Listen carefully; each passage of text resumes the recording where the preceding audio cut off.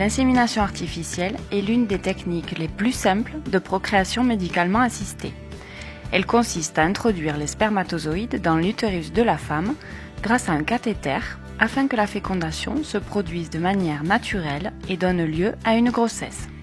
Il existe différents types d'insémination.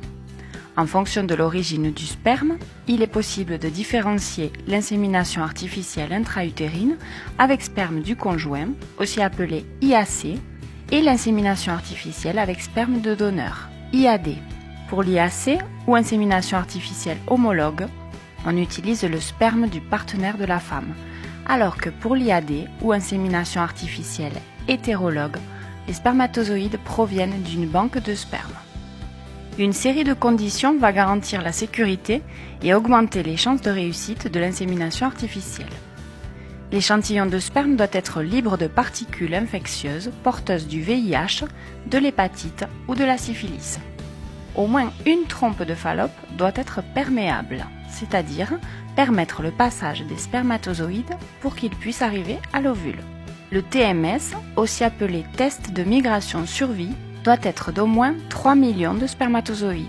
On augmente ainsi les probabilités de fécondation. La femme doit être capable d'ovuler spontanément ou grâce à un traitement de stimulation hormonale.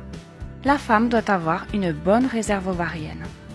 Il est également conseillé que la femme ne dépasse pas 37 ans, car ses chances de grossesse diminuent drastiquement à partir de cet âge. Pour les femmes plus âgées, la fécondation in vitro est une meilleure option pour obtenir une grossesse.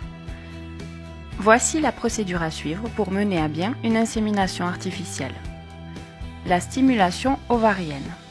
Pour pouvoir réaliser l'insémination intra-utérine, la femme doit s'injecter un traitement hormonal pendant environ 1 à 2 semaines afin de stimuler la maturation de 1 ou 2 ovocytes dans les ovaires. Ce traitement permet également de contrôler le cycle pour programmer l'insémination au meilleur moment possible.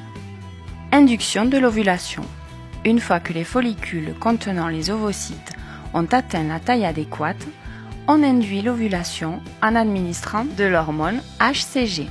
L'ovulation aura lieu environ 36 heures après l'administration de HCG. Préparation du sperme. L'échantillon de sperme est concentré pour ne garder que les spermatozoïdes de meilleure qualité, en éliminant ainsi les spermatozoïdes immobiles, morts et le plasma séminal. C'est la capacitation spermatique. Insémination. Environ 0,5 ml du sperme préparé est déposé dans l'utérus grâce à un cathéter d'insémination, juste au moment de l'ovulation. Après l'insémination, un traitement de progestérone oral ou vaginal facilite la nidation de l'embryon et favorise l'évolution de la grossesse si celle-ci se produit.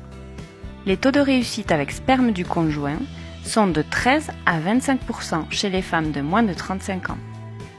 Si le sperme provient d'un donneur, les chances de grossesse sont de 18 à 29%. Chez les femmes plus âgées, les taux de réussite sont bien inférieurs. Si la femme ne tombe pas enceinte au premier essai, il est conseillé de répéter l'insémination jusqu'à 4 tentatives, car le taux de grossesse est cumulatif. Si la femme ne tombe pas enceinte après cela, il faudrait se tourner vers une fécondation in vitro, car les chances de succès par insémination intra-utérine ne vont plus augmenter. Par rapport à la fécondation in vitro, l'insémination artificielle présente plusieurs avantages. Le coût est moindre, le traitement hormonal est moins lourd, la procédure est plus naturelle et l'anesthésie n'est pas nécessaire puisque l'insémination est indolore. Pourtant, il y a aussi quelques risques et effets secondaires. Ils sont peu probables car la dose d'hormones employée reste faible. Mais une hyperstimulation ovarienne peut se produire, c'est-à-dire une réponse excessive des ovaires qui cause une série de complications pour la santé de la femme. Il faut aussi prendre en compte le risque plus élevé de grossesse multiple, grossesse extra-utérine et fausse couche précoce.